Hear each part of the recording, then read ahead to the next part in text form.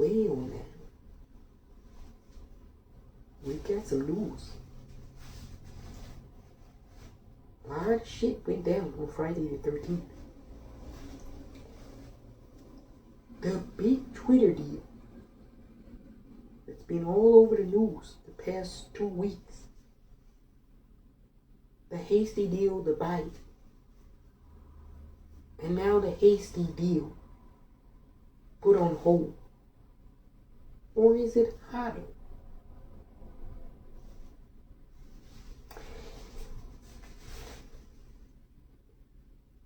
Supposedly, the deal has been put on hold due to, well, possibly a mischaracterization of the number of bots that are allegedly on the platform. Now, I want to say this. It's no way to definitively tell based off of the technology that we have whether something is a bot or not. So, what the machine does is it makes a set of estimates, estimating how likely you are to be a bot, as opposed to not being a bot. So there's a lot of accounts listed on Twitter under the algorithm that are bots, but in fact they're not really bots. They're human content creators, but they've been shadow banned. We've been shadow banned on social media. We've been banned.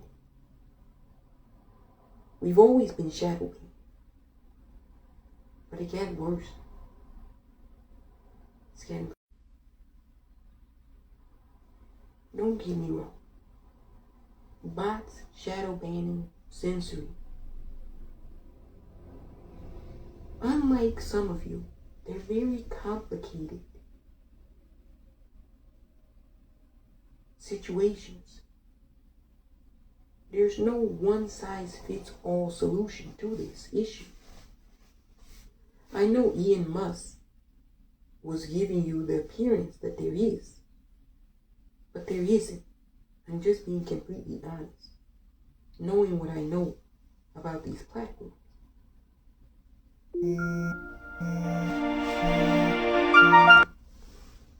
So the bot thing. Twitter alleges that 5%, no more, no less,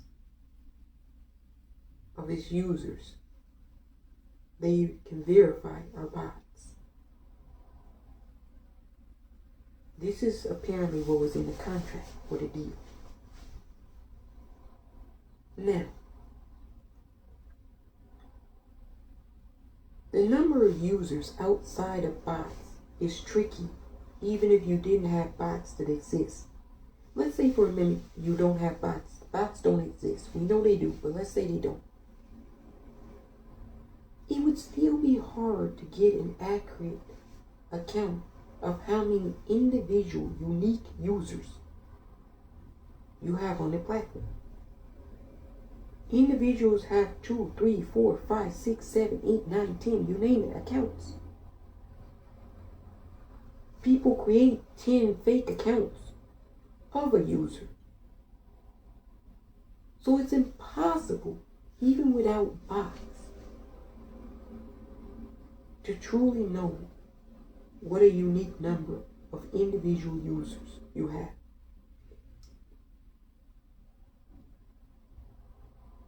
I recently just heard the news that Snoop Dogg offered to possibly buy Twitter now that it's on HODL. Not whole, HODL. By yours truly. He said he would give a blue check mark to everyone. And there would be free internet on the airplanes. No $29.99 for 1 hour.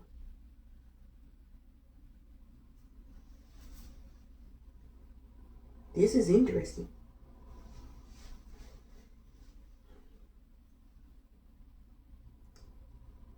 People would be tweeting from the plane. They already do, some people, that pay. But he's saying free. If you have the capabilities, why not? So I think that's a great idea. I hadn't even thought of that.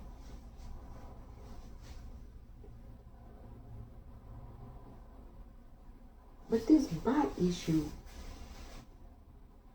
I think, is a red herring. Here goes another red herring, this bot issue. Because the way I look at this is, you're telling me, prior to you going over the terms and conditions of the contract, you didn't have a paid-for independent forensic analysis analyze how many users as opposed to how many bots are on that platform. You just went with what the company told you. Did you even ask for company research to back up this number? You know the answer to that is no, because he would be able to tell you. He's probably asked for that information now. But prior to signing the contract, he didn't. Which, in normal negotiations, is a breach of your contract. Look, if I sign something saying that I'm going to purchase a car from a car lot, and I purchase it for $3,000, and I go in and I talk with the used salesman or saleswoman, and I ask, how's the car? And they say, good. And I say, I want to test drive it. And they say, go right ahead. Here's the keys. And I bring it back and I say, it drives really good, but it's used. Can I take it to my mechanic? Have him give it a look-see. If the used car salesperson says no, you know it's a limit. What I'm trying to say is, no good person who enters into a contract and signs it is not going to have inspected what they're purchasing or have someone do an investigation to collaborate what the company is saying. If that's the case, now you got to review the financials. Maybe that's off too. I mean, this is all the things you're supposed to do when you're going through contract negotiation before you sign. So this is why you don't make things in haste. Young people, this is a lesson. Never do anything in haste because you feel like you won't have enough time to do it. This is what it looks like, regardless of what my opinion about Elon Musk is. It looks like he made a very hasty decision to purchase something that he didn't have all the information surrounding. Remember, he offered to pay $54.20 per share. And now Twitter is worth $40 per share. That's a $14 drop in a week's time. I don't know what the percentage is, but it's a lot. This is a look before you leap moment. And he didn't properly give it a look-see. Whether you agree with him purchasing it or not, this is a fair assessment of the current situation. That's why it's on hold. But I also think it's a red herring because not only is it a tool and a tactic to renegotiate a lower price, a lot of the investors that pooled their money were sold on the company being worth $44 billion. If the company is no longer valued at $44 billion, some of the investors who invested with that knowledge now might start to get a little squirmy because it's not worth what he initially told them it was worth. So he's probably in hot water with a lot of individual, wealthy, sovereign funds. I'm just saying, $44 billion was a huge line of credit. Remember, a lot of that was offset by Tesla stock, which is also taking a nosedive.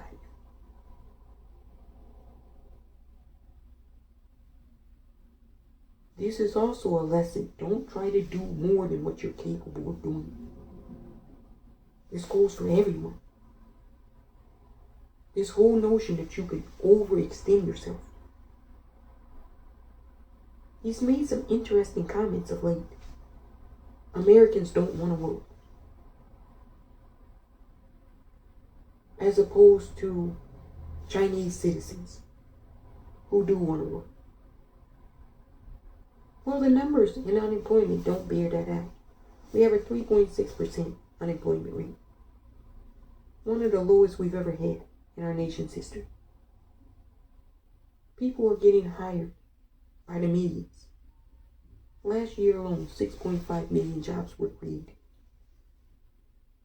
This year it's about 3.5 million new jobs. So somebody's working.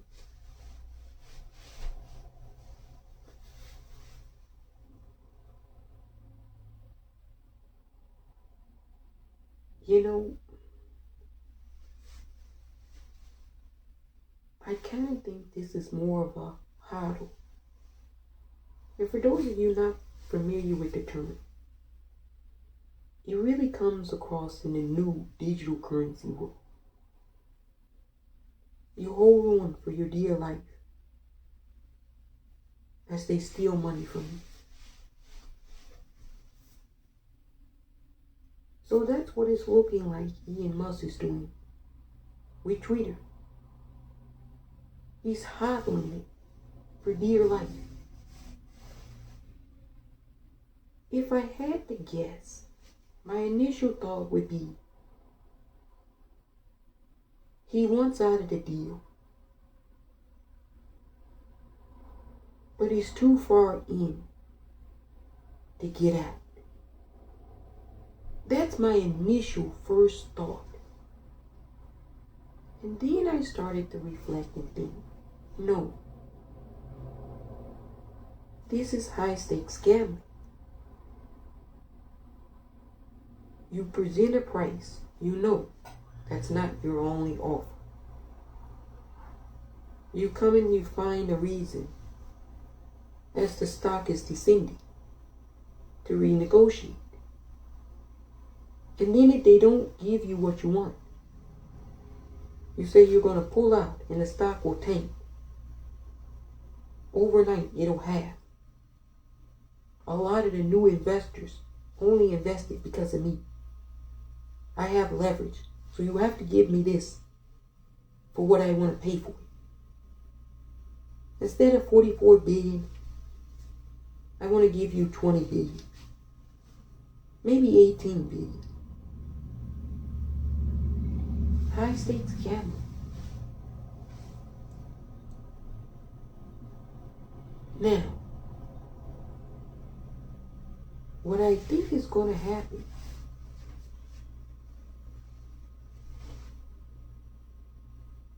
is a bidding war. Because now that people know what it's not worth, they have a point of reference as to what they would be willing to offer. So in a way, he's unmasked the inflationary pricing of what the company is really worth by saying that it's about them inflating or deflating the number of bots.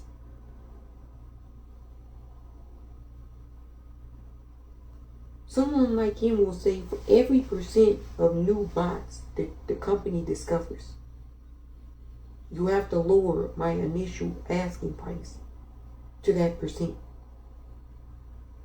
So if you find 50% of the platform is bots, you have to slash 50% off of what I'm willing to pay.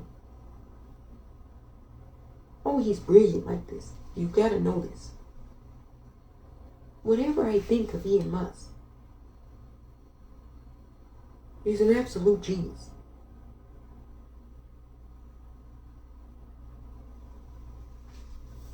Is that a bad negotiation tactic to employ or use?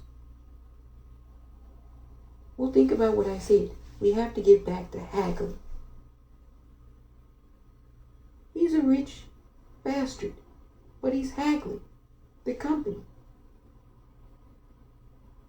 We should do that as citizens too. We shouldn't overpay for something that's not worth what it's being charged for. I said we should hunker down. Don't give them $5.39 for that gas. It's not worth it.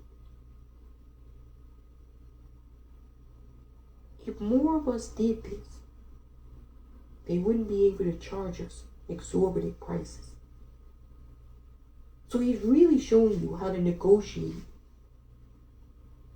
for something in the reasonable ballpark range of fair market value on a large macro scale. But you can do it on a small micro level and scale too. Listen, watch, and learn from the best. And then practice and emulate. That's how you get better.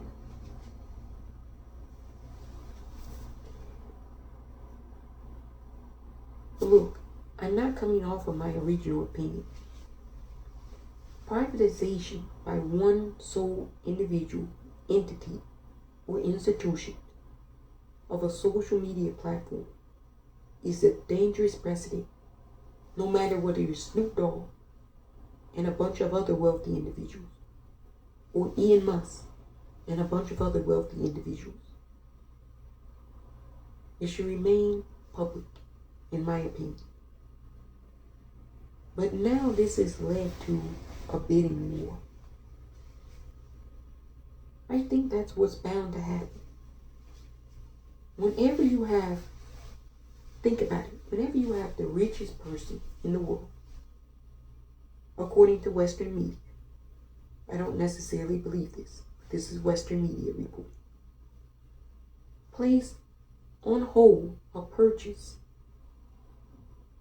due to a really illogical reason and rationale, but spun to the public as a logical framework. But you can tell it's not logical because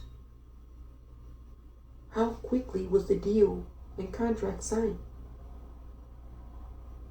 And how quickly from its signage to the date of being put on hold? Now the rich people generally do this. Do they buy something and then say, oh, well, I found it for a cheaper price, or I think I can get it for a cheaper price, so I no longer want to buy it now. I'm putting it on hold, layaway.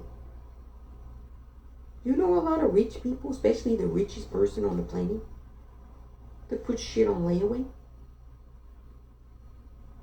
I certainly don't. No. This is bigger than what they're telling you. Do I know everything? Hell no. But I know enough to trust my initial thoughts and instincts. Either they don't have the money, or they want it to be dirt cheap to buy it, which also means that they don't have the money. It's one thing to pledge money. Yeah, we're going to go in and we're going to buy it with you. But when you have to put the money together, that's when people start getting funny and finicky. They start thinking, this is a large sum of money. I'm paying for this. What am I getting exactly again for this money? I'm talking billions here, people. That's a lot of money. So people want to know, what exactly are we purchasing this for?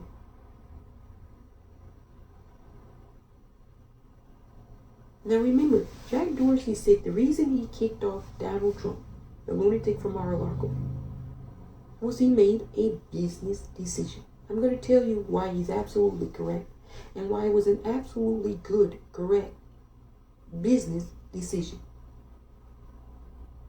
One can debate about the time and permanent bans.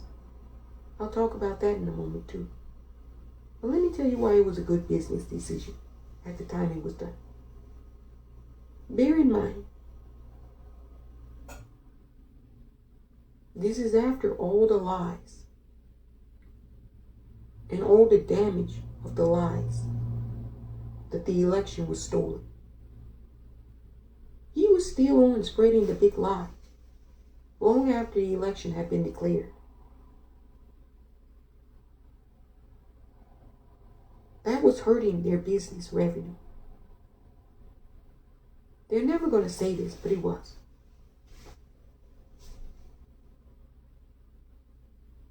Then you have a violation of the Terms and Service Agreement. Now, in the Terms and Services Agreement, if you or I as users suggest to do bodily harm to individuals, we can be removed from the platform. Have you read the former Secretary of Defense, Mark Esper's memoirs? He alleges that the president, the lunatic from Mar-a-Lago, was ranting and raving inside the White House about wanting to shoot other American citizens who were protesting his administration and the response and lack thereof to the George Floyd lynching in May of 2020. We're coming up on the second anniversary very soon. Nobody talks about how traumatic that was to children that have to witness and constantly see this. A lynching that went viral across the entire planet.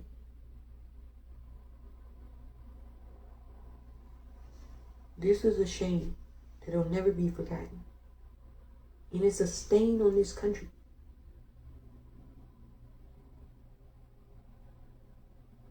That'll never be forgotten. Never.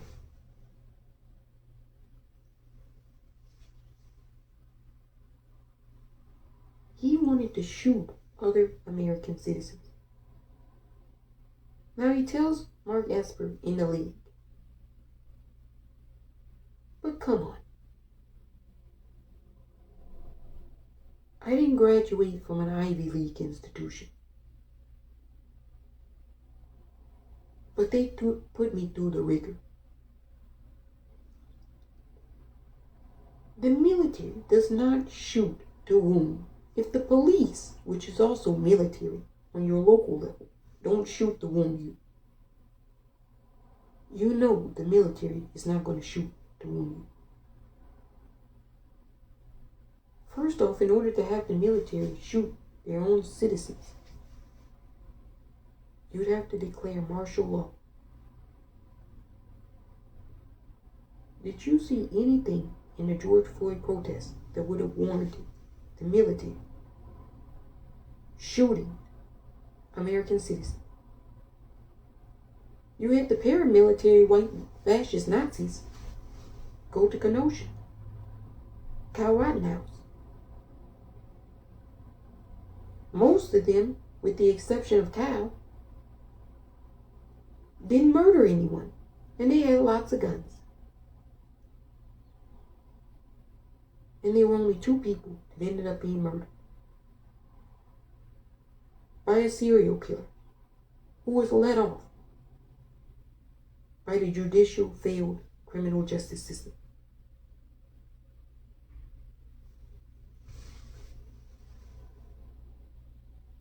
So isn't that a violation of the terms and services agreement that an individual can suggest to do bodily harm to users of the platform? Are you really going to tell me that none of the George Floyd protesters that he wanted to shoot and maim, wound, murder are active users on Twitter? Come on, give me a break. They're on Twitter. That's how we knew what was happening. So he threatened to harm, severely cause bodily and deadly harm to thousands, no, millions. There were millions of George Floyd protesters. There were 60,000 here in this city alone. 80,000 in Portland alone. Hundreds of thousands in Los Angeles. Hundreds of thousands in Chicago and Philadelphia. And he wanted the American military to shoot you and to assassinate me. This we know. You pull up the video of all the disparaging things he had to say about the occupied Duwamish territory. He said Seattle has gone to the anarchists and the socialists and the communists. And he wanted to get in there. He said, if you give me the opportunity to get in there, I'll take care of the problem real quick. You know, mafia talk. All that bullshit. Like, I can't say what I want to say because I know who monitors this. So I'll think it to myself. And I'll say this. Chat, please. If you don't think I would have been ready, you don't even know. Oh, we would have all been ready. So fancy your surprise when you think you can come in here and get the jump. And my ass is laying in the cut waiting for you to jump out. So you get yeeted. They knew not to send those thugs that they sent into Portland here. Portland told them to get out. And they fought violently to get out. Thugs who he sent into their city to violently beat and torture. And then they used the Seattle Police Department here Don't take my word for it. A federal judge said that the Seattle Police Department, SPD, violated free speech and our constitutional right to the First Amendment, the right to protest. They have the footage of what they did downtown. You go and you look at it. SPD, fuck you. ACAB, all day of the week. Nobody is ever going to respect SPD ever again. Nobody. Who would? You tortured your own citizens. A federal judge had to come in and tell you, as a city, your local police tortured your citizen. They said they're having struggles recruiting.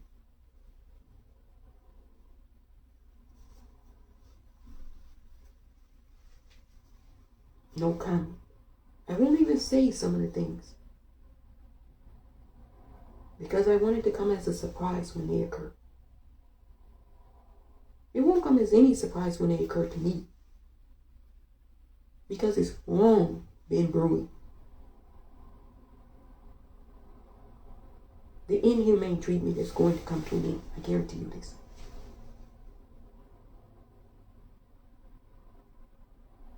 It's going to come to an end real soon.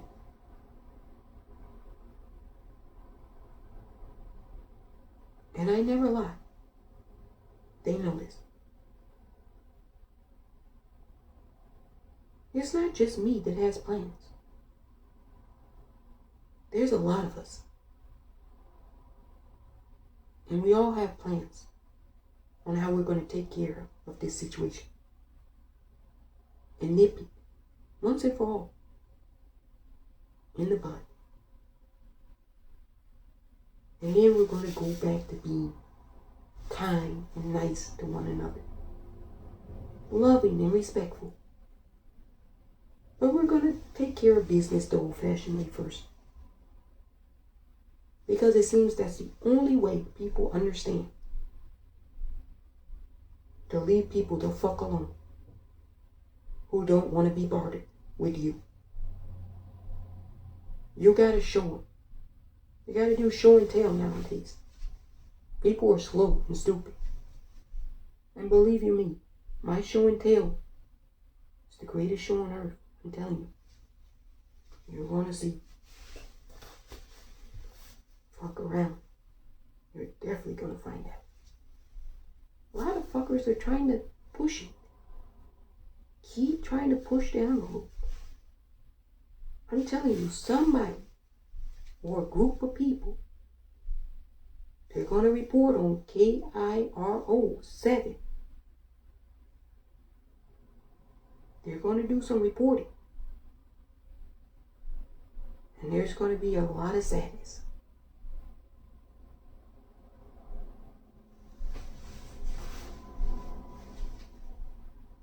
So he violated the terms and services agreement by actively stating that he wanted to do violence to a particular group. This is on the record. I've never done this. Nor many leftists. Black Lives Matter did not do this. Black Lives Matter did not issue violent threats. The Proud Boys were out on the street as part of their initiation into their little, whatever you want to call that, is to do street brawls where they beat up people. And for a long time they were on social media platforms recruiting violent individuals. And then people talk about how they're not for violence. Well, in your manifesto, if you want to talk about Black Lives Matter and its mission statement, can we compare it to Proud Boys' manifesto? You'll find in Black Lives Matter, their mission statement mentions nothing about committing violence to anyone. The same cannot be said for the Proud Boys, or the Oath Keepers, or the 3%ers. All of them want to do violence. So all of them are domestic terrorist groups, because if you have to get across your political message through use of violence. Newsflash, you used to be labeled a domestic terrorist organization. But because they're white males, they're not terrorists. We know that's the only reason you haven't listed these fucking clowns as terrorists. They're white men.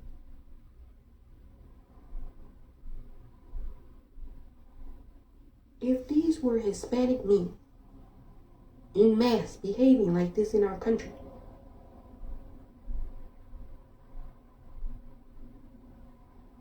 you don't even want to know the shit that would be going down.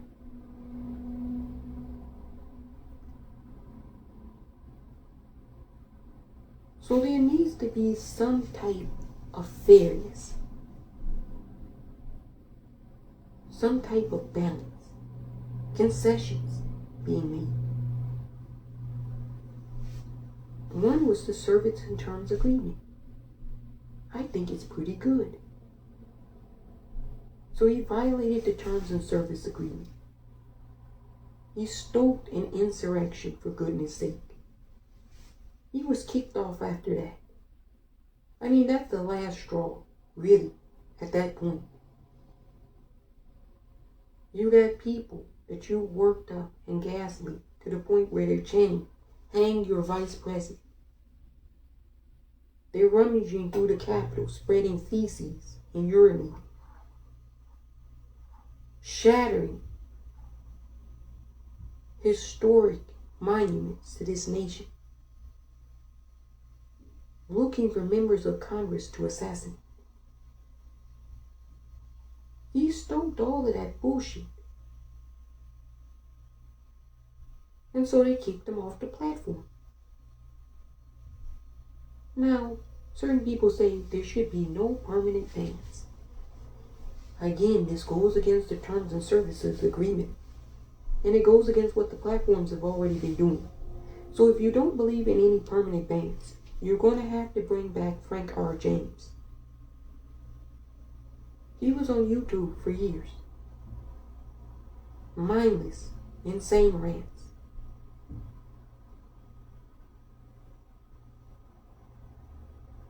But they have a policy that says if you commit a domestic terrorist act, your content is automatically removed.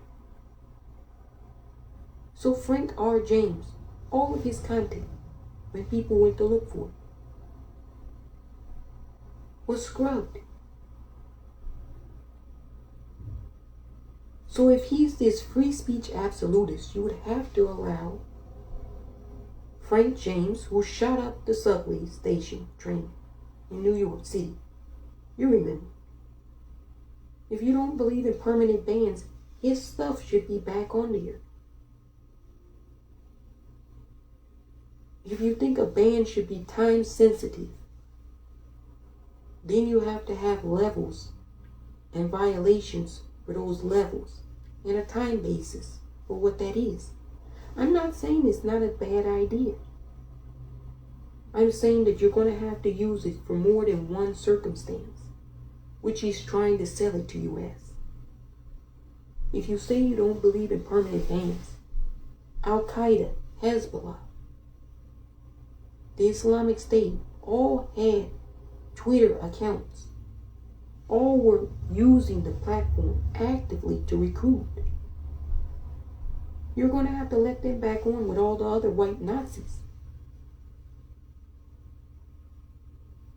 You're a free speech absolutist. That's what that means. Within the law. I know, you're going to say, he did say within the law. And you know what my counter to this is? This complete bullshit and legal jargon. Within which law? America has separate laws than China. So are you going to have a Chinese Twitter and an American Twitter? Europe has hate speech laws. You can't say all that Nazi shit in Europe. You go to prison. You shouldn't be able to say it here in this country. But Americans allow hate speech because they love to freely hate on one another. In Europe, they don't allow hate speech. So are you going to have a tweeter for Europe, the entirety of Europe, and a separate Twitter for America? Remember, the idea is to expand and grow. In Africa, they have separate laws. What's legal in the Congo is not legal in Louisiana. That's why you have a broad-based terms of service agreement. They try to be a catch-all, so you don't have to worry about different legal jurisdictions and not abiding or knowing or violating every jurisdictional law on the book. That's why you have broad-based terms and services agreement, to which he wants to get rid of, and just go by the law. So Twitter is going to look much different in Japan than in America. Their libel laws are very tough in Japan. You can't say anything negative about anyone in Japan, even if it's true. It's defamation. Run your mouth about a Japanese person in Japan, and see doesn't your ass end up cashing the check that your mouth couldn't keep shut. So this is interesting.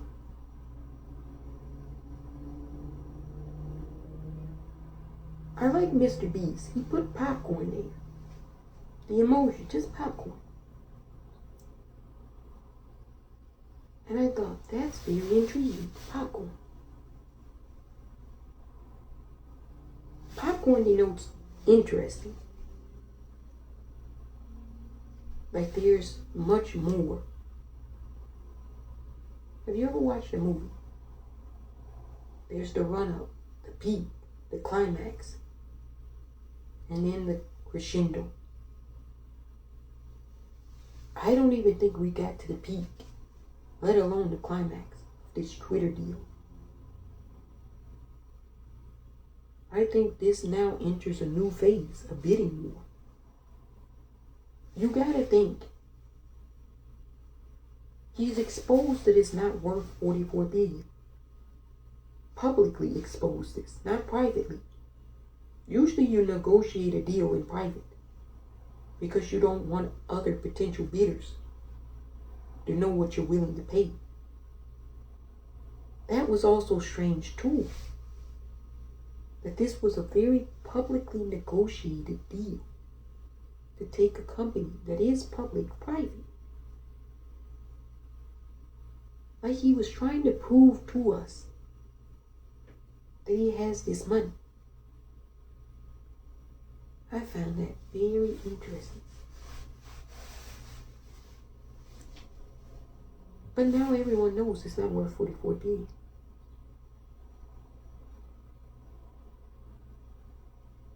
It's falling like a rock.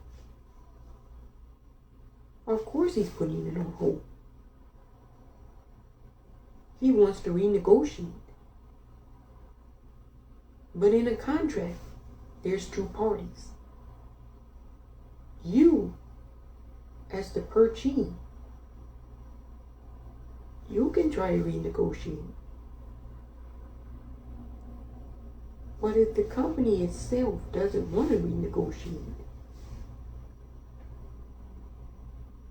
that's going to be interesting too.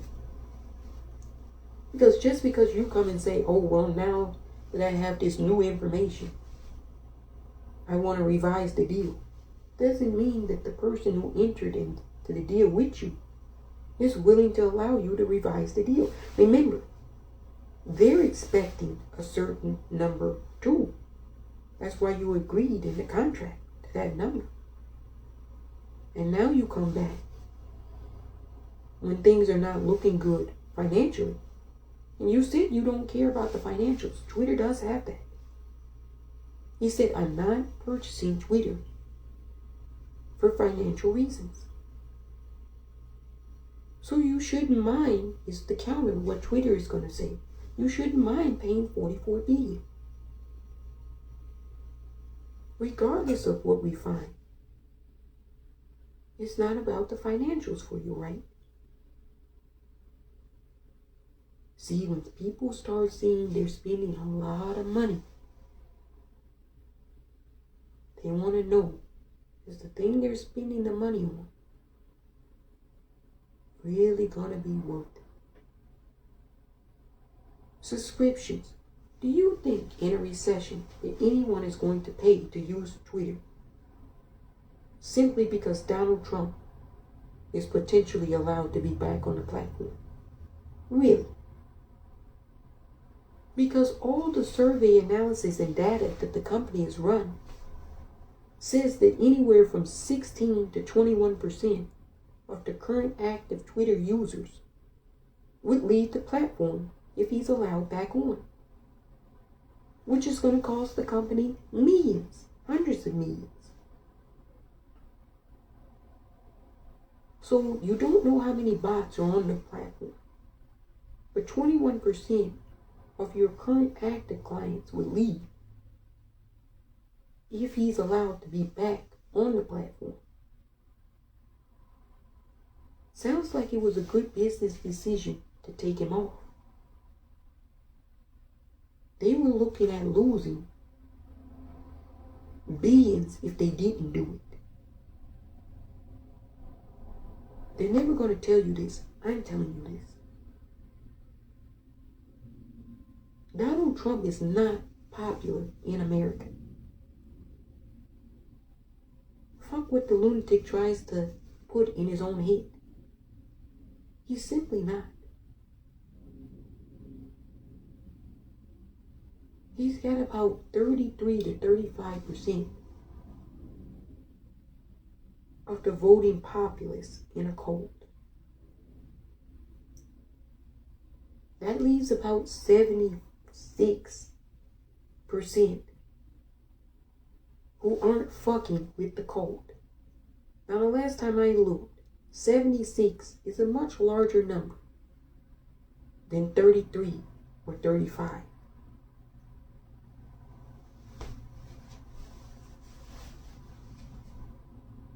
This is all about PR. I get it. You needed a big splash. So I'm bringing back the lunatic from Mar-a-Lago. Surprise, backfire. It didn't work. It didn't move the needle at all. They thought that was going to gain a lot of interest. Look, the American is over Donald Trump. The corporate media is still obsessed. Conservative fanatics and cult members are still adorned and still in love. But the average one of us, we've been over the grifter for quite some time now. It didn't have the effect that they thought it was going to have. Nobody was jumping up and down for joy. Yeah, some kooky conservatives. But nowadays, they're cuckoo for Cocoa Puffs. Have you seen the candidates winning in their primaries? Pennsylvania. Do you know about Kathy Barnett? That woman is crazy. You listen to her speak, and she's crazy. Totally gone. Her great plan is to get rid of Islam in America. Now this sounds like Nazism, because it is. How many millions of Muslims do you have in this country? And she says that it's not compatible with American democracy. Well, now they're changing up the Constitution to take away your rights. So they started with privacy for women. And next up, they're on freedom of religion. You're not going to be allowed to do anything besides worship this insane thing that they claim is Jesus.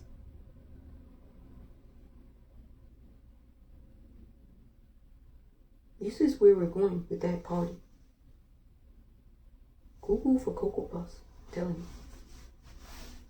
Crazy. Batshit crazy.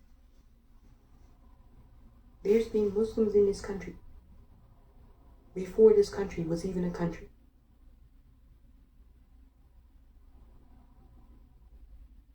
Thomas Jefferson owned the Holy Quran. These people are crazy. You best be aware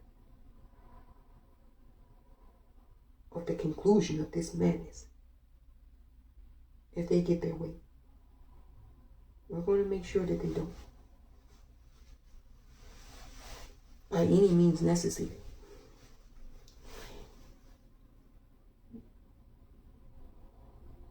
So the Twitter deal, it's not looking too good. It's looking like it's on life support. Snoop Dogg wants the Twitter. I think a lot of other people are going to want it too. Now, even if he's just joking, all jokes aside, it's a joke at this point. Twitter was sitting pretty, and now it's tanking.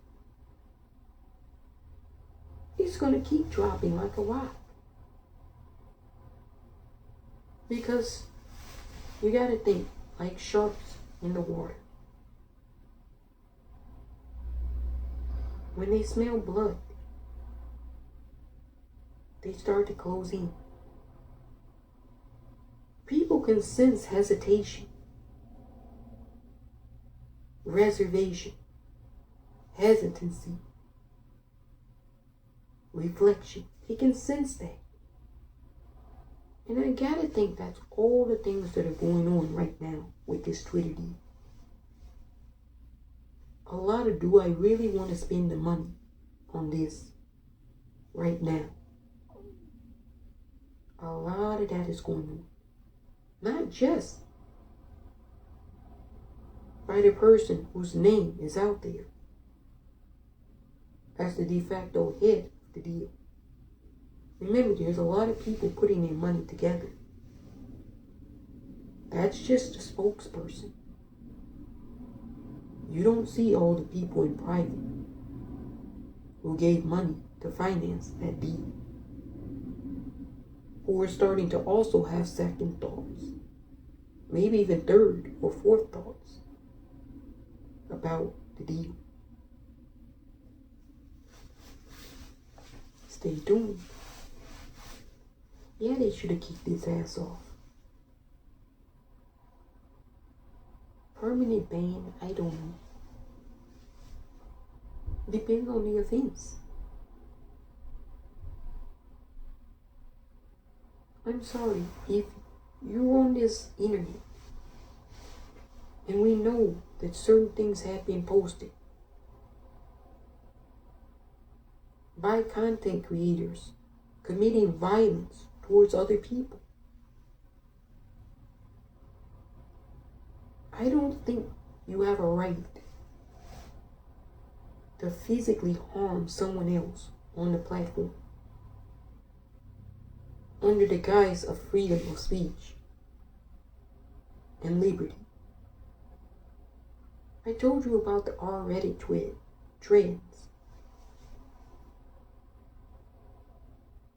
People taking photos of underage young ladies in bathrooms, posting it up on subreddits. I don't think you have a right to do this. So you gotta be very careful about free speech absolutists, because they'll allow anything and everything. And that already exists on the dark web. People don't want Twitter to be the dark web. You're certainly not going to get people to pay for that. The common person. Hell no. And nobody's going to advertise on it. And right now, most, if not all of Twitter's money comes from advertisement. ad revenue. You really think somebody is going to pay during a recession for a cesspool with swamp creatures from the Black Lagoon ranting and raving? Don't try to act like they didn't kick some of these people off of other social media platforms. Some of these lunatics were on Gab and Parler. And they went so far even on Nazi apps that they were removed. You know you have to do some way out fuck shit to get your ass removed off the Gab and Parler. But some of these clowns that are angling to get back onto Twitter were kicked off for the most free speech absolutist platforms that currently exist. So what does that tell you about how extreme, how dangerous they really are in using as a mask, as a disguise, freedom of speech? No, freedom of speech does not give you the right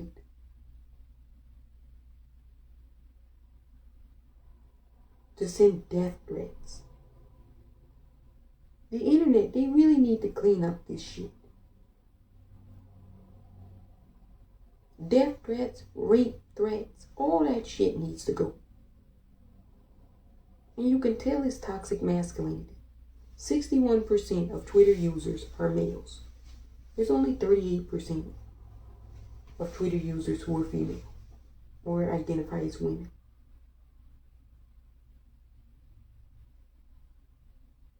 Bring Donald Trump back, and that number of female users, I guarantee you, will slash in half.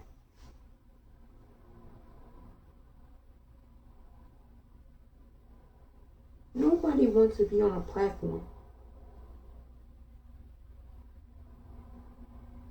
where they get the most vile, grotesque things said about them just because of their gender, just because of their sexual orientation, just because of their racial ethnicity. You think people are going to pay for that type of abuse? It's bad enough to receive it for free. I don't think anybody's going to subscribe to that type of abuse. That money could go towards therapy for the abuse that social media has created. They should take advantage. They should take full responsibility for some of this shit. Some of it has been the lack of moderation. Not just recently, but over a number of years. I actually think Twitter would be better with more moderation, not less. It's not a safe space as it is. No platform really is. But Twitter definitely isn't. And now to take off all the guardrails, or suggest to do as such.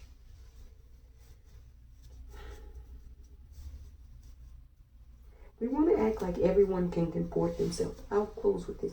We want to act like everyone can comport themselves in the public square.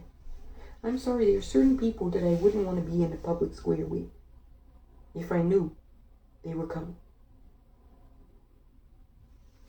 People who threaten to rape people who they disagree with. I have no time for that. You don't deserve to be in a public square. You cannot contain, comport, or conform to reasonable expectations of a reasonable individual when having an argument. If you get into an argument and you're a male with a woman, I'm talking in person, not virtually, and you say the some of the shit that people say online in person to a woman's face, firstly, you would never do it. Or else the bear spray is coming out. The pocket knife is coming out. So if you know you wouldn't say this shit in person to someone's face, you wouldn't threaten to rape them in person, why do you think it's okay to type that and send that to an individual online? Same with death threats. What grown-ass adult is going to threaten to kill someone? Dude, even if you end up killing someone, you don't threaten before you do it. Nobody behaves this way. Social media, to a certain extent, is creating violent tendencies in impressionable minds, unhealthy tendencies to children. We should be very careful, because children read and find out that their parents are misbehaving. You want to talk about childhood mental health? What about all the children that are discovering that their parents cannot comport themselves in an appropriate manner in society? They're finding out that their parents are racist, misogynist, homophobic, bigoted, closed-minded, hateful, in real time, across their feed. You see your mom and your dad storming the United States Capitol, behaving like barbarians and savages. Something appalling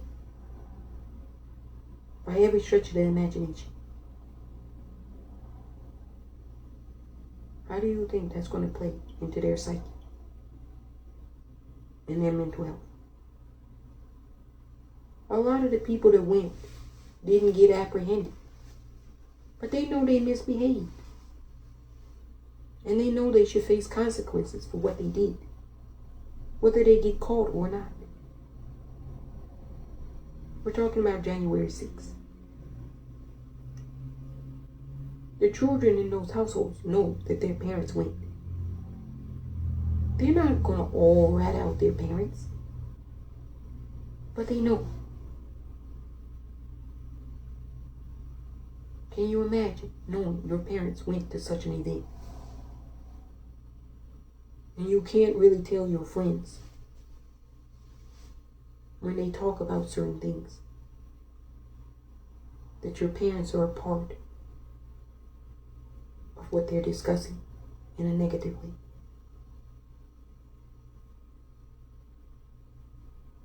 Disgraceful. It's the only thing I can think of. Disgrace. Complete and utter disgrace.